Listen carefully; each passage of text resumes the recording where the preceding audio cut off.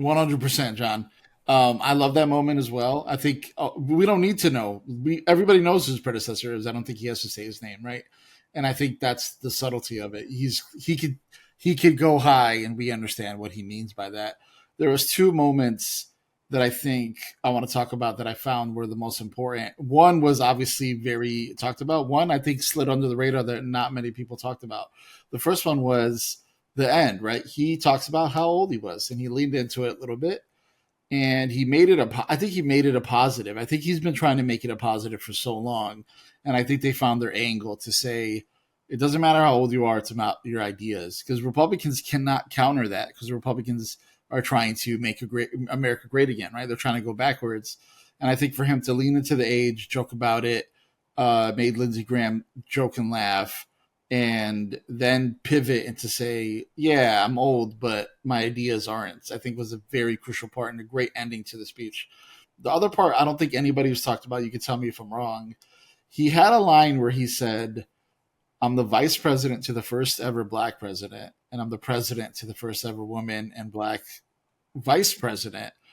That to me is also him saying, "Yeah, I'm older, but look at all the progressive kind of history making I've been a part of." And as we look forward as a country, we're going to have a woman president. Hopefully, it's Kamala Harris, right? We're going to have a first black or a first black woman president. We're going to have a first Indian American, Arab American. We'll see about that one, but we're going to have a first Muslim president. Like, all this stuff will happen eventually in this country. I have no doubt. But the fact that when you look at the two most prominent figures in this country, and Joe Biden has been next to them, like Kamala and Barack, he's been next to them the entire time.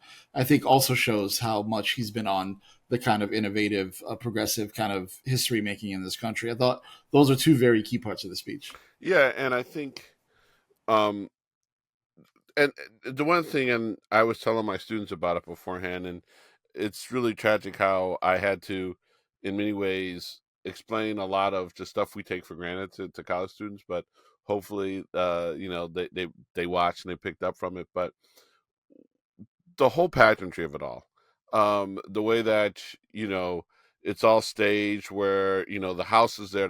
Everyone knows it takes place in the House chamber, not the Senate chamber, because the House chamber is bigger, and also that the House runs Capitol Hill, even though, and the Speaker of the House is, while the Speaker of the House is not in charge of the Senate, the business operations of Capitol Hill fall through the House, and then for that reason, the Speaker of the House.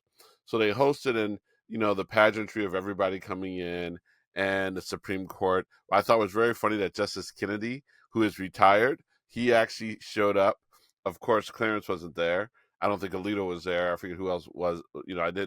I didn't take the full attendance, but then the Joint Chiefs of Staff come in, the military, all the military brass, the cabinet, and just so you know, it was the Secretary of Education who was the designated survivor who didn't come that night. Um, and Biden comes in and he walks in, and everybody's looking for his attention. Of course, MTG, who was dressed rather inappropriately for the night, looking someone. Someone, did you see the meme where they referred to her as a waitress at KKK uh, Fridays? Uh, but that being said, she tried to confront him, and she handed him. She talked about Lincoln Riley, and she was there to embarrass him about Lincoln Riley. And a lot of people pointed out she was wearing a "Say Her Name" T-shirt, and the "Say Her Name" T-shirt literally comes from the Black Lives Matter movement. And so Biden came in and he worked the crowd, and he had a stride. And what's so funny? And Michael Steele caught this. And remember how a few minutes ago I said Biden came in with kind of a hit him up attitude? Normally, what happens is when the president speaks, he walks in, walks the well, hands the speech to the president and the vice president, and you sent me the clip of him saying, here's your reading material, nighttime reading material. But it didn't happen. Normally, the president pauses and lets the Speaker of the House say, "Ladies and gentlemen, the President of the United States." Biden did not wait. He did not wait to be introduced. He just went forward, and that's why I said it was very hit him up, because he wasn't even going to allow. That was his night. He's like, "Yeah, this is my room, and no, you're not going to introduce me," because he did not. Now, granted, That's how we're perceiving it. It could have just been a slip up. I mean, there's that chance. But if you look at previous States of the Union, it's always the Speaker of the House introducing the president.